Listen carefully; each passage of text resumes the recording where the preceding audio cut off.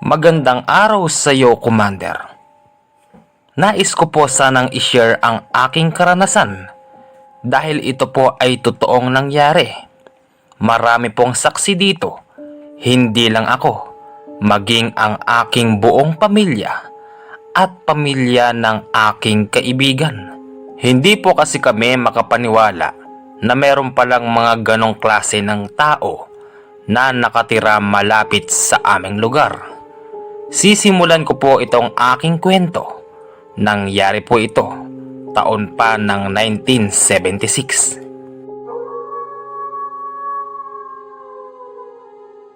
Ako po si Reynante. Nante kung tawagin po ako dito sa amin. Isang umaga, ako po ay nautusan ng aking nanay upang mamili sa bayan. Habang ako'y naglalakad, nadaanan ko ang bahay ng aking kaibigan. Nagkataon naman na sabay kaming pupunta noon sa bayan, kaya sabay na rin kaming naglakad papaalis sa aming mga bahay. Nung mga panahon pala na ito, Commander, medyo bata pa ako. Halos nasa 16 years old pa lang yata kami parehas ng aking kaibigan. Tawagin mo na lang po ang kaibigan ko sa pangalan na bilang Buboy. Buboy na lang po. Boy po kasi ang tawag namin sa kanya.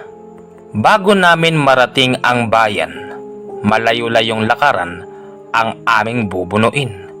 Meron kaming tatawirin na isang bundok at 2 ilog saka mga gubat. Habang naglalakad kami ni Buboy, masaya kaming nagkukwentuhan kahit sabihing madilim pa nung mga oras na ito at wala kaming dalang ilaw. Talas lang ng mata ang aming pinapagana nung mga oras na ito. Medyo nagkabiroan kami ni Buboy na yung aming dadaanan ay merong aswang. Ganun pa man, habang nagbibiruan kami, hindi namin alam na totoo na pala na merong aswang sa aming dadaanan. Siya nga po pala, ang usapan namin dito na ginagamit ay salitang Bisaya. Pero isasalin ko na lang po ito sa salitang Tagalog. Ang wika sa akin ni Buboy. Pre, alam mo ba? Itong dadaanan natin may mga nakatirang aswang daw dito. Dun oh. Yung merong bahay na sira-sira doon. Sabi kasi ng kuya ko may nakita raw siya doon na 2 matanda. Baka aswang yun, pre. Sumagot ako kay Buboy. Ang sabi ko, ano ka ba naman, Buboy? Hindi totoo yung mga aswang. Saka, wala namang aswang dito sa atin, hindi ba? Wag mong tinatakot yung sarili mo. Ikaw ata natatakot rin, Auntie. Tignan mo itsura mo, oh. Gala ng gala mata mo. Seryosong seryoso ka. Walang aswang dito, Auntie. Ang sabi niya. Diretso kami sa paglalakad ni Buboy hanggang sa maaninag namin sa aming dadaanan ay merong nakatayo na kulay itim. Hindi namin alam kung ano ba ang bagay na ito hanggang sa nilapitan namin ito ni Buboy at nung malapit na kami doon, hinawakan namin ito. Hindi namin alintana ang takot nung mga oras na ito dahil masaya lang kaming nagkukwentuhan ni Buboy. Ang sabi pa ni Buboy, ano ba to? Kaloko naman na nag-iwan dito. Ba't nag-iiwan ng sako? Nante, alisin mo nga to. Pag ako na dyan, sisipain ko yan eh. Inalis ko nga yung nakaharang sa daan dahil sa hindi namin alam talaga kung ano ba itong nakaharang na ito. Kaya ang ginawa ko, binuhat ko ito at inilipat ko sa hindi madadaanan. Pero laking gulat ko, nung buhatin ko ito ay pakiramdam ko parang tao itong nabuhat ko at naramdaman ko na humawak pa ito sa aking balikat. Pagbaba ko nung binuhat ko na ito, nilingon ko si Buboy. Wala na siya sa likuran ko. Naroon na pala siya at nauna ito sa akin. Sigaw ng sigaw si Buboy na habulin ko na lang daw siya. Nante! Habulin mo ko! Dalian mo! Ganon yung mga sigaw niya. Ako naman, halos hindi na makagalaw sa aking kinatatayuan dahil yung binuhat ko kanina nakita ko na gumagalaw ito at doon ko nalaman totoo nga na tao yung binuhat ko. Nakasuot ito ng purong itim at sa ulo niya may nakalagay na sarong. Lumapit ito sa akin at nagwika siya ng, "Maraming salamat sa pagbuhat mo sa akin, bata. Kanina ko pa kayo inaantay. Alam ko naman na dadaan ka rito eh. Ikaw lang ang inaantay ko. Hayaan mo na ang batang mapagkutya. Meron akong kasama na nag-aantay sa kanya doon." Lola, pasensya na po kayo mukhang naabala po yata namin yung pagtayo po ninyo. Sige po Lola, mauna na po ako. Sige, mauna ka na. Aantayin ko ang pagbalik mo. Bibigyan mo ko ng ipapamili mo. Ano? Sabihin mo, bibigyan mo ko o hindi? Habang sinasabi niya sa akin yun, unti-unti siyang lumalapit sa akin at nang lalaki ang kanyang mata. Kada buka ng kanyang bibig, lumalaki ang mata niya. Sinabi ko na lang sa matanda na opo, bibigyan kita ng ipapamili ko sa bayan. Kaya pinayagan niya na akong makaalis. Naglakad ako at hinabol ko si Buboy. Naabutan ko si Buboy. Nakaupo na siya doon sa gilid ng batis. Ang wika ko kay Buboy, "Uy Buboy, ba't mo naman ako iniwanan doon? Tao pala yun eh." Ang sabi ko. Kaya nga lang, hindi siya kumikibo. Nagtataka naman ako kung bakit. Pero nung lapitan ko siya, nakita ko yung mukha niya. Meron siyang malaking kalmot sa mukha. "Boy, anong nangyari sa'yo, Buboy? Huy!" Hindi pa rin siya kumikibo hanggang sa nakadilat lang yung mga mata niya at yung mukha niya ay patuloy sa pagdaloy ang mga dugo. Isinalo ko yung kamay ko sa tubig, sabay buhos kay Buboy nang mahimasmasan ito dahil hanggang ngayon ay nakatulala pa rin siya.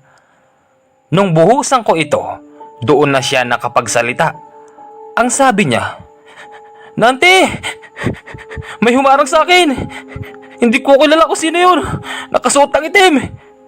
"Ha? Hindi ba kanina Buboy, yung matandang binuhat ko yung nakasuot ng itim? Yun ba yun? Hindi ko alam eh. Tara na!" Nagtatakbo kaming dalawa ni Buboy palabas doon sa batis na ito. Kaya nga lang, ang hindi namin maintindihan para bang hindi namin marating yung pinakadulo nito. Hindi katulad ng dati na saglit lang ay nalalampasan na namin yung batis na ito. Hanggang sa nakita na namin yung dulo at sa dulo nito may nakita na naman kaming muli na nakatayo. Lumapit kami doon ni Buboy at buong tapang na hinarap kung anuman ang bagay na nakaharang sa aming dadaanan. Ang wika ko dito, "Pasensya na po kayo. Kung naabala po namin kayo, makikiraan lang po kami. Hindi naman po namin kayo inaano eh. Paraanin nyo na po kami, Lola." Ang sabi ko. Napasigaw naman si Buboy nung makita niya kung sino ba yung nakaharang dito. "Nante! Yan yung umano sa akin kanina! Tara na!" Biglang nagtatakbo si Buboy sa loob ng kagubatan. Gubat din naman yung dinadaanan namin nung mga oras na ito. Kaya lang ang kaibahan, meron ditong dasdas ng tao. Ang ibig sabihin nito, Commander, yung mismong dinadaanan namin kanina ay talagang daanan ng tao upang hindi ka maligaw sa loob ng gubat. Pero yung tinakbuhan ni Buboy, doon ay wala ng direksyon. Sa oras na mapasok ka dito sa loob ng gubat na ito, paniguradong maliligaw ka. Meron din kasing mga usap-usapan sa aming lugar na may mga nakatira dito na mga engkanto na nililigaw yung mga tao na napupunta doon sa loob na ito. Inabutan ko si Buboy at nung maabutan ko siya, nagdesisyon kaming dalawa na bumalik na. Inisip naming dalawa na buong tapang naming haharapin kung sino man yung demonyong nakaharang sa daan. Ang importante kasi sa amin, mabili namin yung pinag-uutos sa amin ng aming pamilya. Kaya lang, eto na nga, hindi na namin matuntun yung daan kung saan ba kami dapat bumalik hanggang sa medyo papasikat na yung araw. Ang sabi ni Buboy, "Nante, hintayin na lang natin na sumikat yung araw. Mahirap na eh, baka nandun pa yung matanda na yun eh." "Buboy, yung matanda na yun, mabait yun. Eh yun nga yung binuhat ko kanina eh, hindi naman ako inano." "Hindi na ante, iba yun. Parang dalawa yata yun eh, posible namang nakapunta agad yun sa dadaanan ko kanina." "Eh ano ba kasing nangyari sa'yo, Buboy? Bakit ba? Nagkasugat ka sa muka?" "Eh paano ba naman? Yung matandang may sarong sa ulo, kinalmot yung mukha ko. Ang haba ng mga kuko niya." "Buboy, ano ka ba? Hindi totoo yun. Mabait yung matanda na yun. Kaya lang eh, parang ngayon ko lang nakita yun, boy." "Ewan ko ba sa'yo na yan, te? Ba't hindi ka naniniwala sa akin?" Pagsikat ng araw, nagsimula na kami ni Buboy maglakad hanggang sa nakasalubong kami ng isang matandang lalaki at ang itsura nito kakaiba.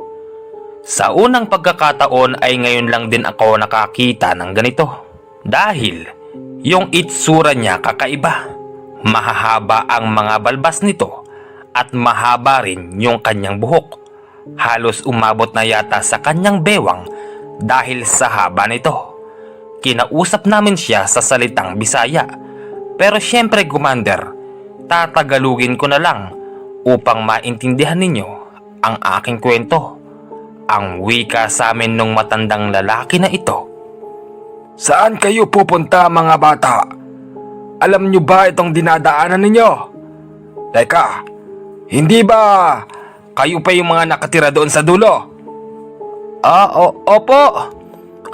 Lolo, saan po ba yung daan palabas po rito? Hindi po kasi namin malaman eh. Naliligaw na po yata kami ng kasama ko." "Oo nga po, Lolo. Naliligaw na po kami. Hindi po namin alam yung dadaanan namin eh." Mabuti na lamang, mga bata, ay nasalubong ko kayo. Dahil itong lugar na ito ay maraming naninirahan na mga engkanto. Halika kayong dalawa, ihahatid ko kayo sa daan. Hinatid kami ng matanda sa daan at dito na namin natuntun yung palabas ng kagubatan. Paglabas namin ni Buboy ng kagubatan, medyo nakahinga na kami ng maayos.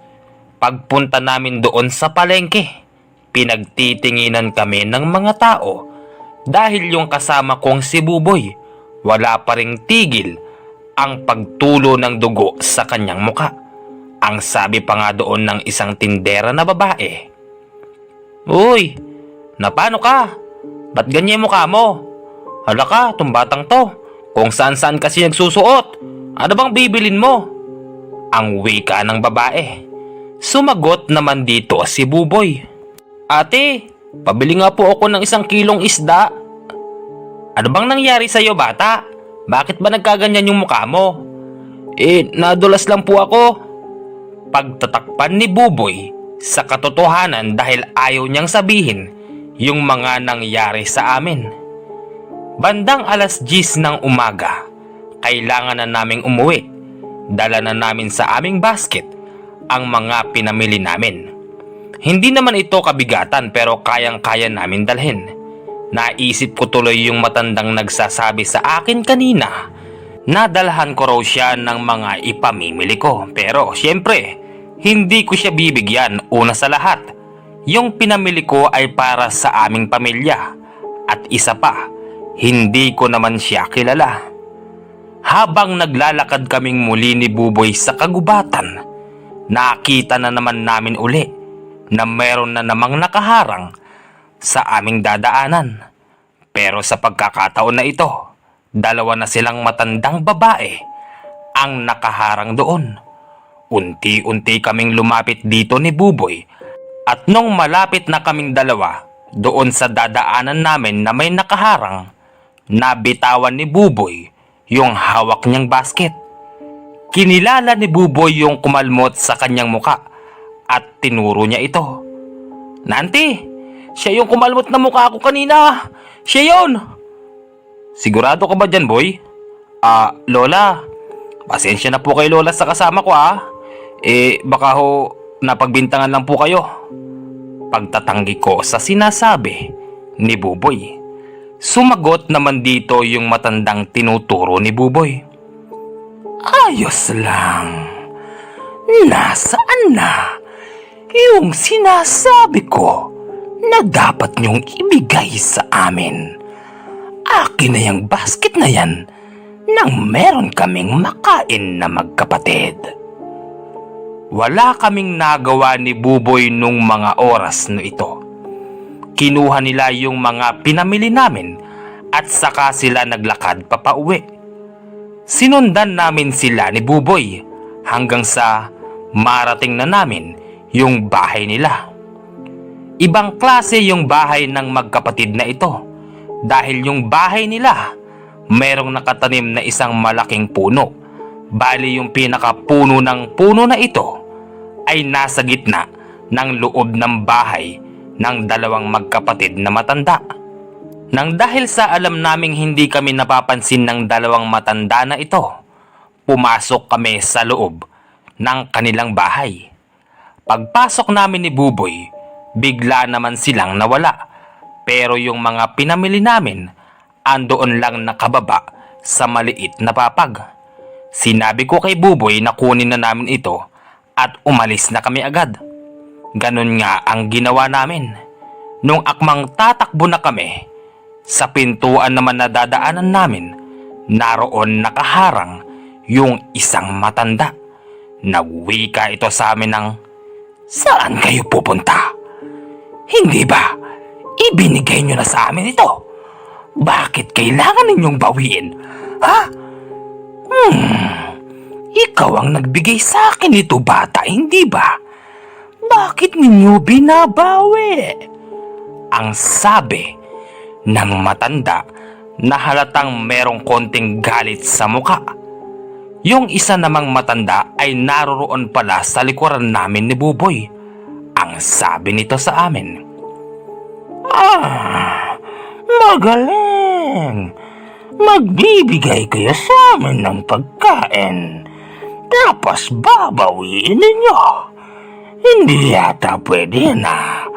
O sige, mamili kayong dalawa. Pagkain o kayo ang kakainin namin."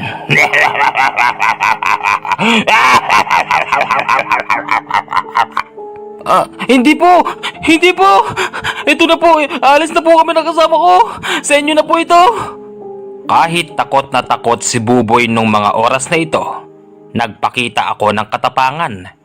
Ipinakita ko sa dalawang matanda na ito na mali ang kanilang ginagawa.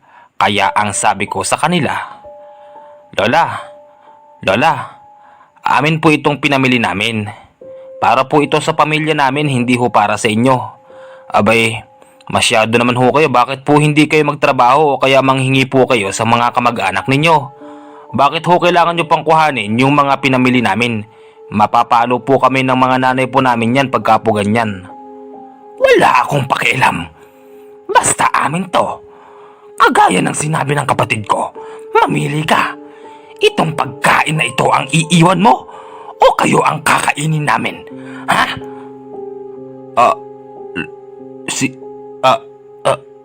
Sige po, Lola. Sa inyo na po yan. Pinayagan nila kaming makaalis nung iwanan namin yung pinamili namin hanggang sa nakauwi na kami ni Buboy sa aming mga bahay. Sinabi ko sa aking nanay at tatay yung totoong nangyari, kaya lang mukhang hindi sila naniniwala. Nang dahil doon, nakatikim ako ng palo. Pero itong tatay at nanay ni Buboy pumunta sa bahay. Galit na galit sila. Ang sabi ng tatay ni Buboy, Nante! Ano po yon? Totoo ba? May humarang sa inyo ni Buboy? Opo. Hinarang po kami doon ng dalawang matanda kanina eh. Tara, Pare, puntahan natin. Sino ba yung lintik na dalawang matanda na yun? Abe, mas masahol pa sila sa mga taong tulisan Bah, porki bata yung may dala ng pagkain. Haharangin nila. Hindi pwede yan, tara pare. Galit na sabi ng tatay ni Buboy. At hindi lang yon ang kinagagalit nito. Dahil nga sa nakita niya na si Buboy ay merong sugat sa muka, talagang desidido yung tatay niya na gantihan yung dalawang matanda. Sumama dito ang aking tatay at sinamahan namin sila papunta sa bahay nung dalawang matanda. Kaya lang, pagdating namin doon sa bahay nila, hindi na namin makita yung kinatatayuan nito. Gulat na gulat kami ni Buboy kung paano ba nangyari yun. Paano nga ba nangyari yun? Kanina doon lang nakatayo yung bahay nila sa tabi ng isang malaking puno. Actually, hindi naman tabi. Yung mismong puno na ito ay nasa loob ng bahay nila. Sabi ko sa tatay ni Buboy, "Kuya, dyan po kanina nakatayo yun Bakit wala na ho ngayon, di ba boy?" "Oo tatay, dyan yun nakatayo. Ba't nawala?" Pinagloloko nyo ata kami Sino ba talagang may gawa niyan? Buboy, umamin ka. Sino? Bah, andun yung alak ko Alak na ako Bah, kinuha pa? Ang sagot naman ni tatay sa tatay ni Buboy, Pare, kalma ka lang pare. Maaaring yung dalawang matandang yun ay gutom na. Hayaan mo na. Baka mamaya nagugutom na ngayon. Tulong na lang natin sa kanila yun pare. Hindi pare, hindi tama yun. Porki bata, aagawan nila ng pagkain. Pag sa oras nakita ko yung dalawang matanda na yun, may kalalagyan sila sa akin pare. Ay nako pare, ikaw ang bahala.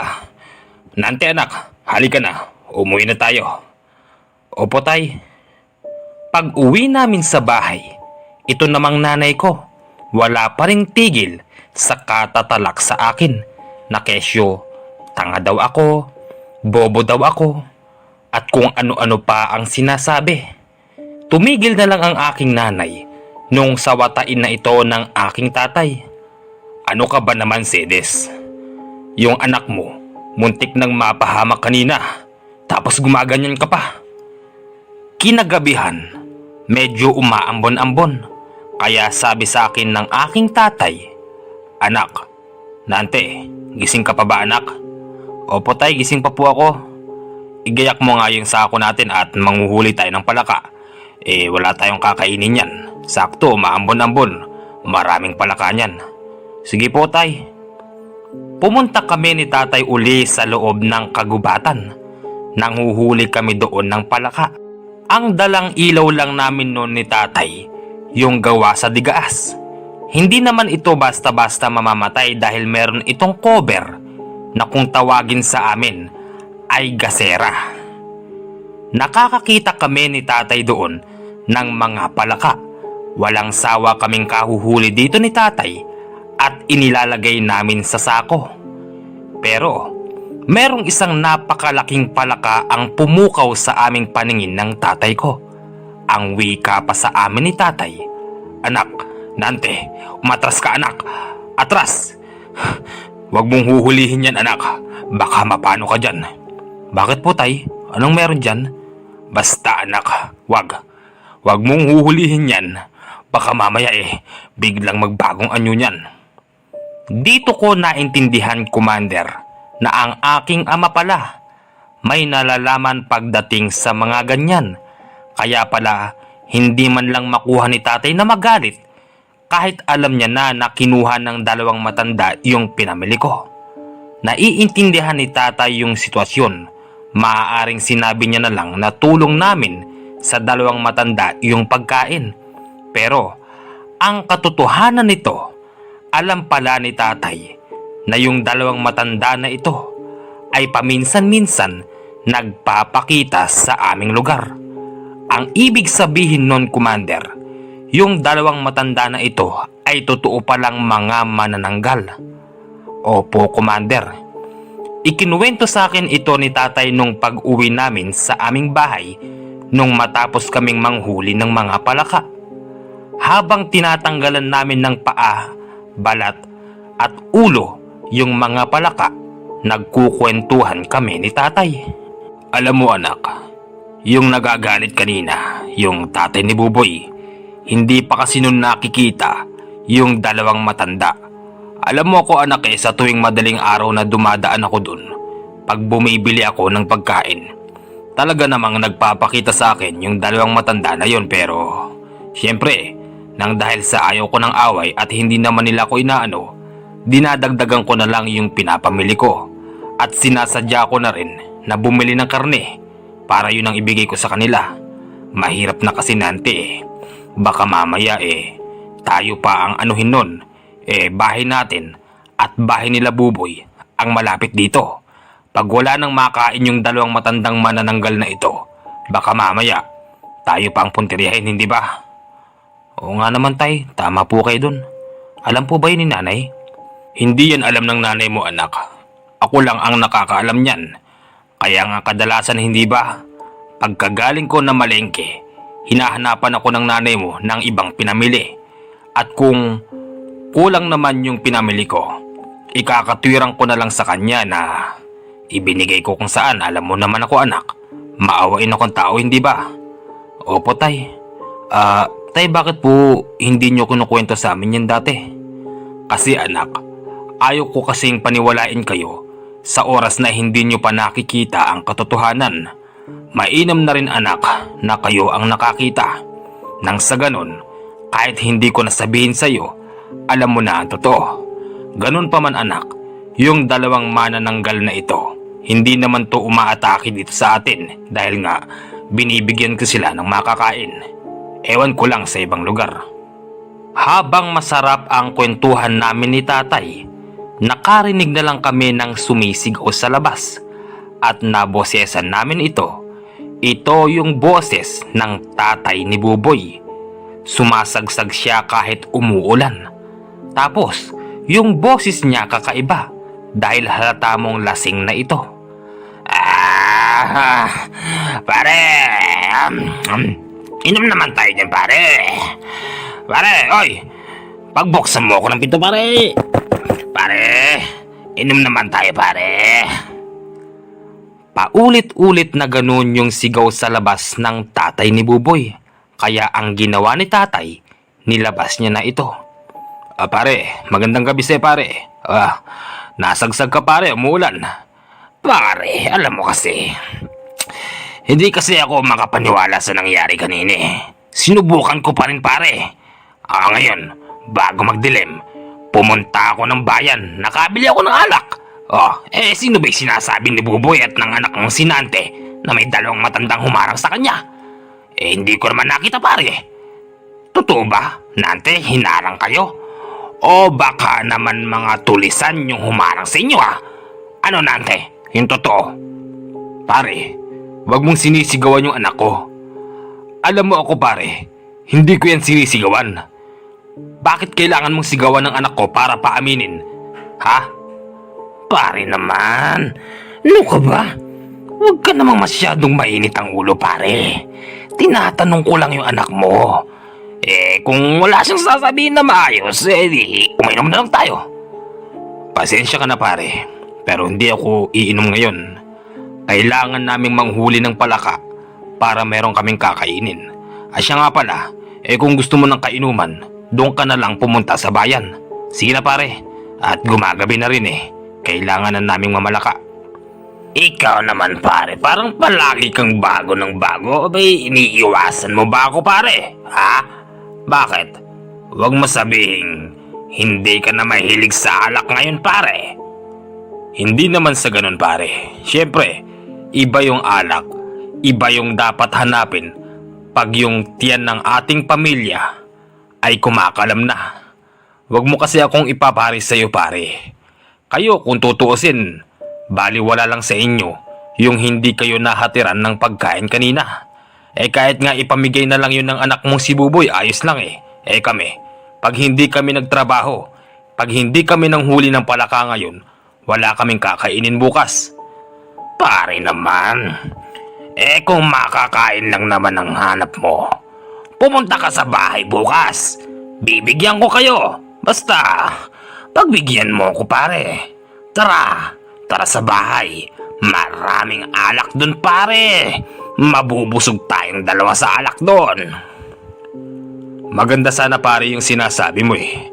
Kaya lang, lasing ka na pare, ano ka ba? Kung gusto mo uminom na kaharap ako, bukas sige, kahit bandang tanghali. Hindi pare, hindi. Ngayon tayo inom ngayon. Nang dahil sa ayaw ng humaba ni tatay yung kanilang usapan, sumenyas naman dito ang aking nanay na pagbigyan niya na yung tatay ni Buboy. Sige pare, magbibihis lang ako. Susunod ako dun sa inyo. Siguraduhin mo pareng susunod ka, ha? Pag hindi ka sumunod pare, hindi na tayo magkaibigan yan. Oo pare, susunod ako, sige, pangako.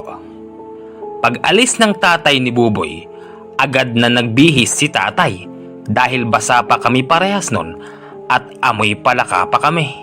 Mabuti na lamang at hindi na amoy ng tatay ni Buboy yung lansa sa aming katawan dahil nga lasing ito at nangingibabaw dito yung amoy alak sa kanya.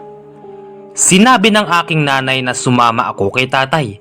Baka daw kasi malasing ng sobra si tatay, mamaya sa tabing daan na naman matulog.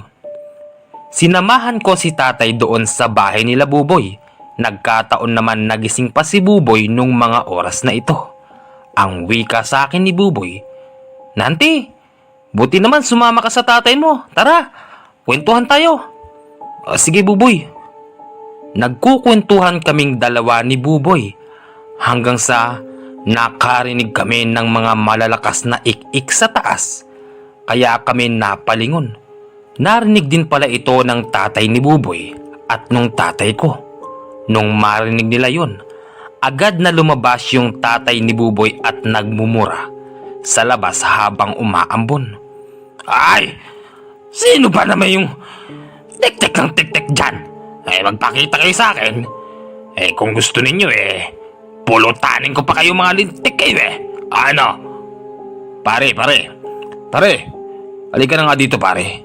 Pumunta ako dito para mag-inuman tayo. Pabayaan mo na yung mga nagtitik-tik dyan. Mga ibon lang yan pare, ano ka ba? Hindi pare, kanina pa yun Nung pupunta ako sa inyo pare, sinusundan ako ng dalawang tik-tik-tik-tik. Gumaganon. Nabubusit na ako pare. Sabi ko nga kanina magpakita sila sa akin at pupulutanin ko sila Nung bandang medyo nahihilo na si tatay, inaaya ko na siyang umuwi. Kaya sabi ko sa tatay ni Buboy, uuwi na po kami ng tatay ko. Lasing na rin po kasi kayo Buboy, yung tatay mo ikaw nang bahala. Uuwi na kami ni tatay. Sige nante, ingat kayo dun. Baka mamaya alam mo na. Ikaw talaga Buboy, masyado ka kahilig mo magbiro, kanina ka pa. Pag-uwi namin ng aking ama, hindi namin inaasahan na magpapakita pala sa amin yung dalawang manananggal. Dahil nung mga oras na ito, umaambon pa rin. Kitang-kita ko sa aming dadaanan na merong nakaharang. Kaya lang, hindi sila nakababa sa lupa. Nakalutang sila na halos kasing taas ng dalawang tao. Sabi ni tatay, mga lola, ano pong kailangan po nila? Kung kailangan nyo po ng pagkain, meron pa ho dun sa bahay namin. Kung pwede lang naman po ano ho bang kailangan po nila? Nagsalita dito yung isang matandang manananggal.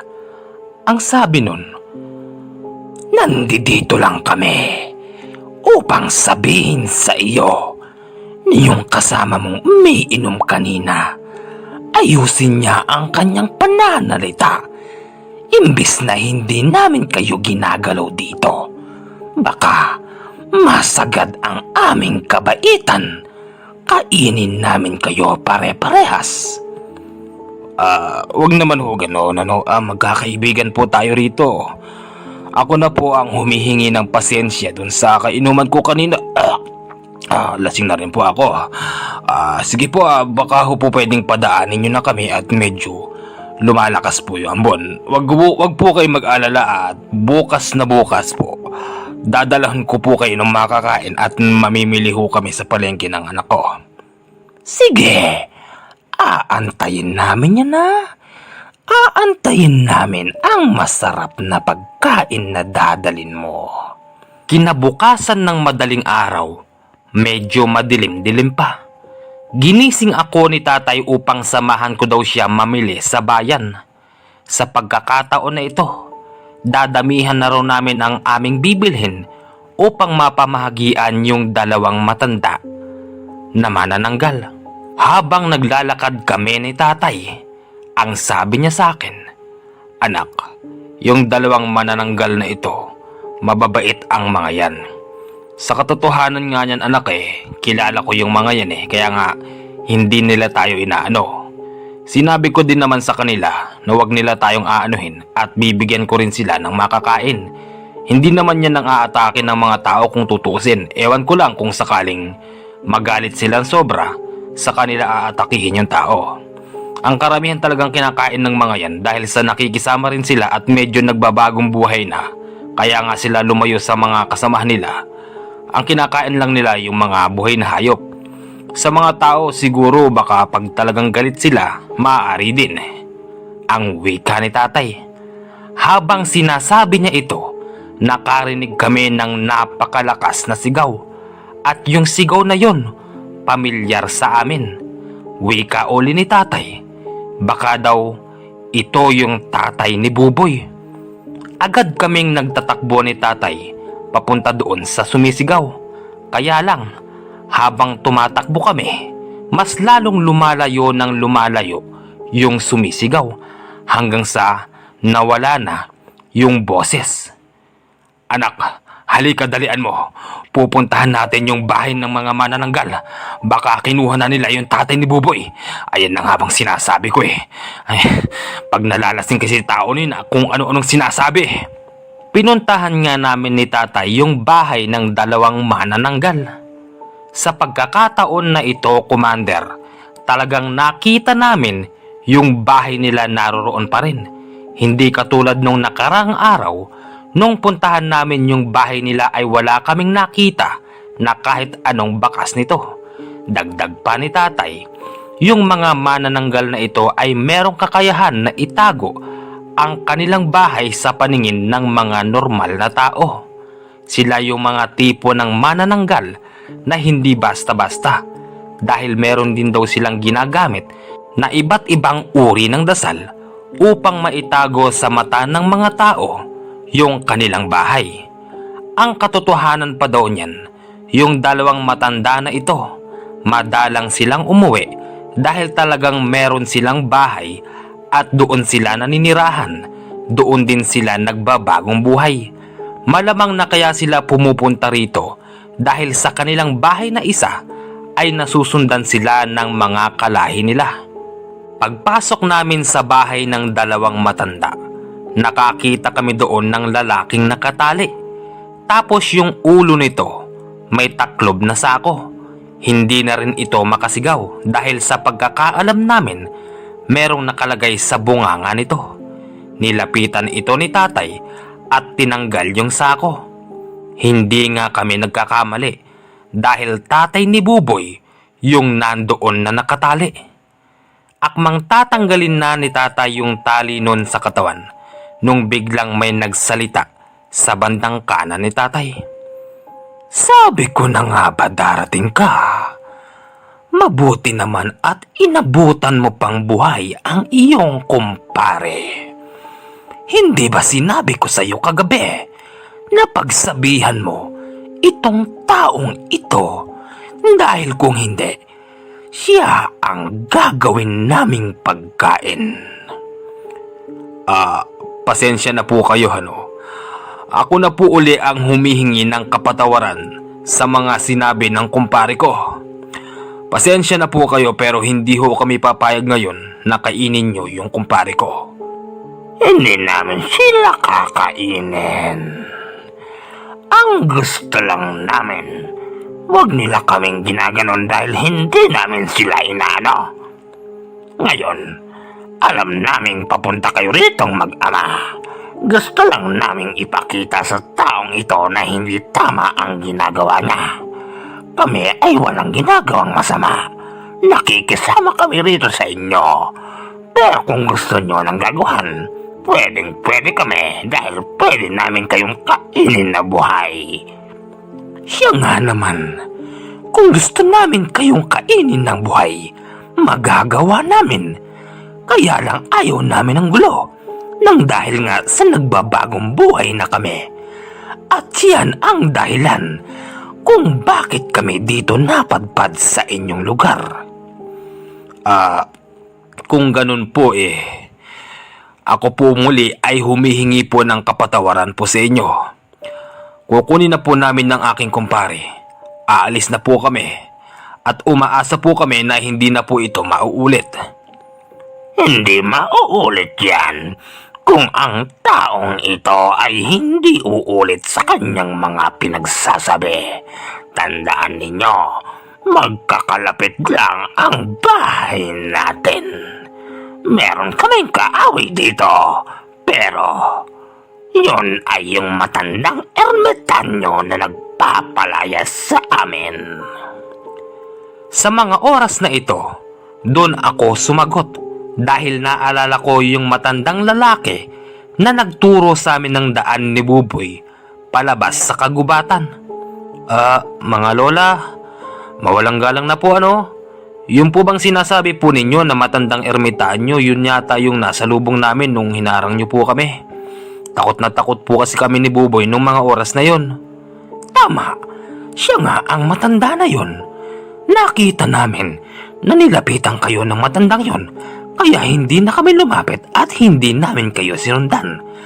Alam kasi namin na sa oras na muling magkasalubong ang mga buhay namin ng matandang ermitanyo na ito, paniguradong ito na ang ikalawa at pinakahuling beses na magsasalubong ang aming mga buhay.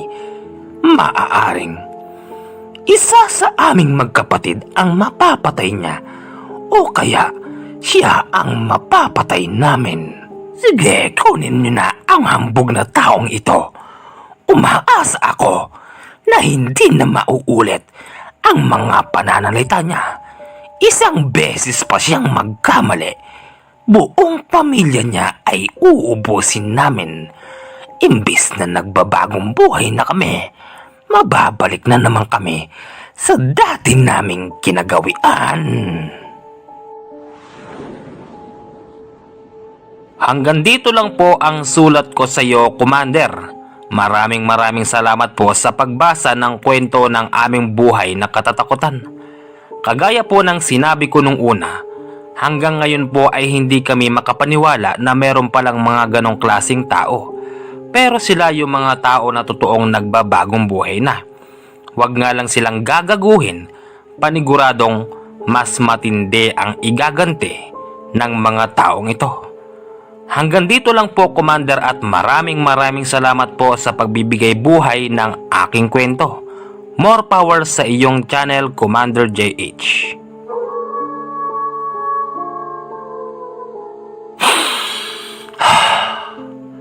Mukhang napako yung sinabi ko kanina na kundi Amadeo, agimat ni Lolo, o kaya Lolo Embong. Pasensya na po sa mga nag-aabang po doon. Hindi ko pa po yung nare-record. Medyo minamalat na po ako.